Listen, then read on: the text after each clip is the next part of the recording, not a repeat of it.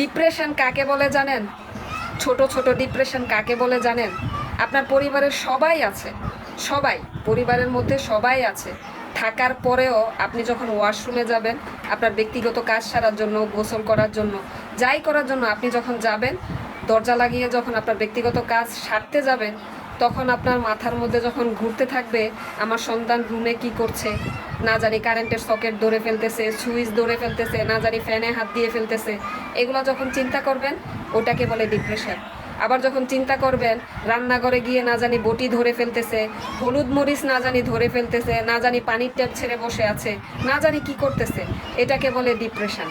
আবার যখন ফ্রিজ থাকবে, ফ্রিজের দরজা খুলে না জানি ফ্রিজের ভিতরে কি ফেলে দিচ্ছে, ফ্রিজের ভিতরে গিয়ে না জানি বসে আছে, না জানি আরও কি কি করতেছে, এগুলাকে বলে ছোট ছোট ডিপ্রেশন। এই ডিপ্রেশনগুলি তখন বেশি তাড়া করে যখন আপনি জানেন আপনার পরিবারের সকলেই আছে, তারপরও আপনার সন্তানকে দেখার মতো কেউ নেই।